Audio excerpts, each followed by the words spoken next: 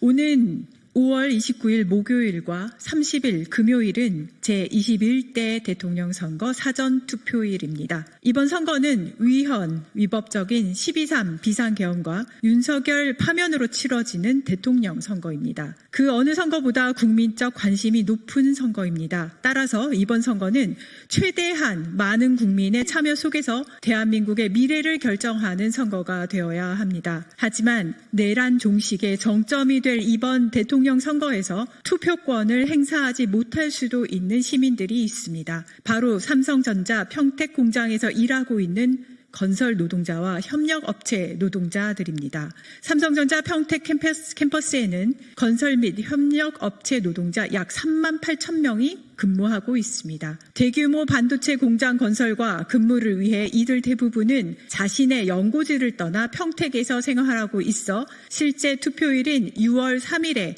본투표가 쉽지 않은 상황입니다.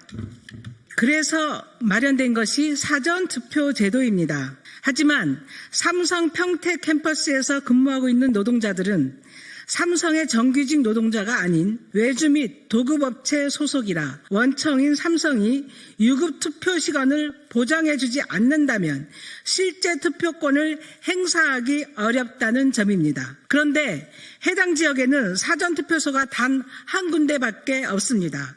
더욱 심각한 것은 한 군데의 사전투표소에서 3만 8천 명의 건설 노동자들뿐만 아니라 삼성의 임직원 1만 4천 명 또한 투표 대상이라는 사실입니다. 평택선거관리위원회는 선거 일정상 추가 투표소 설치가 어렵다고 합니다. 현행 공직선거법상의 제약이 있다고 합니다. 민주주의의 꽃인 선거에 있어 법을 초월하여 투표권을 보장하라는 것이 아닙니다. 하지만 방법이 없는 것이 아닙니다. 바로 원청인 삼성이 나서면 됩니다. 조국혁신당은 삼성전자가 오는 29일과 30일에 이들 노동자의 투표권을 보장하기 위해 적극적인 조치를 취해주길 촉구합니다.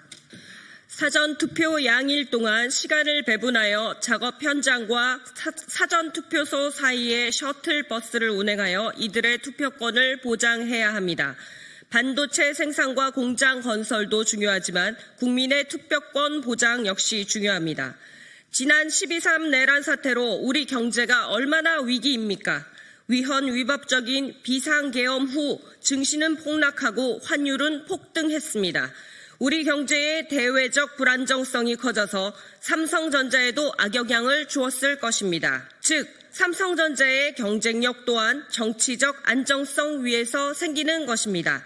작업 공정에 일부 조정이 필요하겠지만 장기적으로 보면 삼성전자의 경쟁력을 위해서도 이번 대선의 국민적 참여를 통해 내란의 종국적 종식이 필요한 것입니다. 삼성전자는 좌고우면할 필요가 없습니다. 국내 주식 시총 1위 세계적인 반도체 기업이 자신들의 공장 건설을 위해 근무하고 있는 노동자들의 투표권도 제대로 보장하지 못한다는 것은 말이 되지 않습니다. 삼성전자뿐만 아니라 전국 대규모 공장 및 건설 현장에서 근무하고 있는 노동자들 역시 비슷한 상황일 것입니다.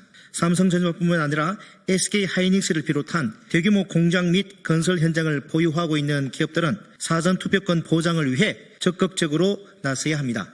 이들의 투표권을 보장하는 것은 기업의 당연한 사회적 책무이자 대한민국에서 기업 활동을 하는 이유이기도 하기 때문입니다. 조국혁신당은 택배 노동자들의 투표권 보장에 대해서도 택배 기업들에게 요청한 바 있습니다. 이에 대해 CJ 대한통운 및 다른 택배 기업들이 나서 투표 당일인 6월 3일을 택배 없는 날로 지정하였습니다. 마찬가지로 삼성이 모범을 보인다면 전국 노동자들의 사전투표 역시 문제없이 보장될 것입니다. 다시 한번 사전투표 보장을 위한 삼성의 적극적인 조치를 촉구합니다. 감사합니다. 수고하셨습니다.